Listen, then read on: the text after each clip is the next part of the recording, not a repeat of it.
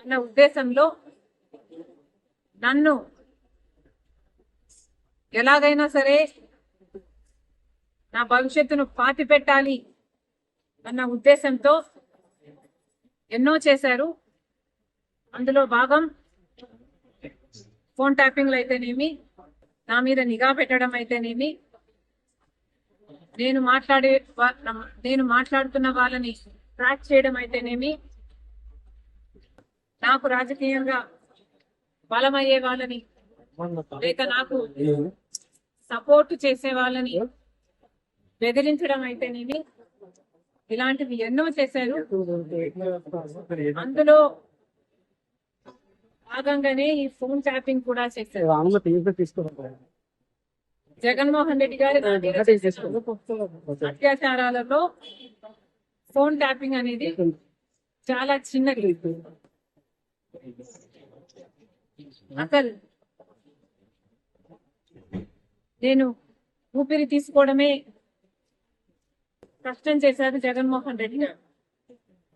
కనుక ఆ రోజుల్లో నేను తెలంగాణలో పొలిటికల్ అరీనాలో ఉన్న కేసీఆర్ కి వ్యతిరేకంగా పోరాటం చేస్తున్నా, జగన్మోహన్ రెడ్డి గారికి ఏ సంబంధం లేనప్పటికీ నన్ను తొక్కేయాలి అని గట్టి ప్రయత్నం చేస్తున్నాడు.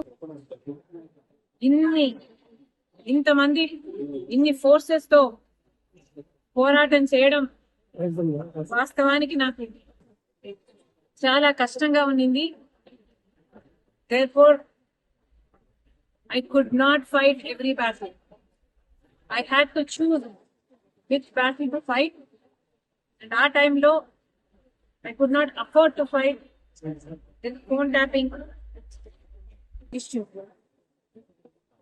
నేను ఏ పోరాటాలు చేయాలి అన్నది నా సర్వైవల్ కోసం నేను పోరాటాలు చేస్తున్నా.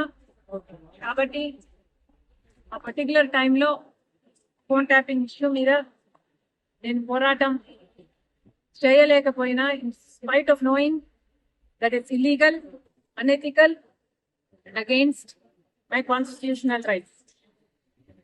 కానీ ఇప్పుడు నేను చెప్తున్నాను, ఫోన్ ట్యాపింగ్ జరిగిన మాట వాస్తవం, ముమ్మాటికి నిజం. ఈ కాన్వర్సేషన్ సుబ్బారెడ్డి గారు వైసీపీ నాకు సొంతంగా వినిపించింది. ఇది నిజం. కాబట్టి ఇప్పటికైనా నేను అప్పుడు చేయలేని పోరాటం ఇప్పుడు ప్రభుత్వాలు మారాయి. ఇక్కడ రేవంత్ అన్నగారు ఉన్నారు, అక్కడ చంద్రబాబు గారు ఉన్నారు. కనీసం ఇప్పుడైనా ఈ ఇష్యూని చాలా సీరియస్ గా తీసుకోవాలి. ఎక్కడ ఏ ఎంక్వైరీకి రమ్మన్నా నేను కూడా రావడానికి సిద్ధంగా ఉన్నాను. తప్పు జరిగింది, ఆ తప్పుకు శిక్ష కూడా పడాల్సిన అవసరం. అంటే ఎంక్వైరీనైనా మీరు ఏమన్నా ఫిర్యాదు చేసే అవకాశం ఉందా?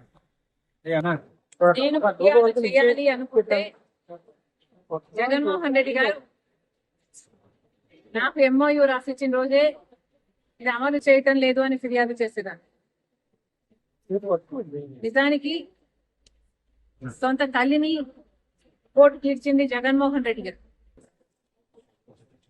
నాకు పర్సనల్ గ్రడ్జెస్ లేవు అని నిరూపించుకోవడానికి మేబీ నేను పర్సనల్ ఫిర్యాదు చేయకపోవచ్చు.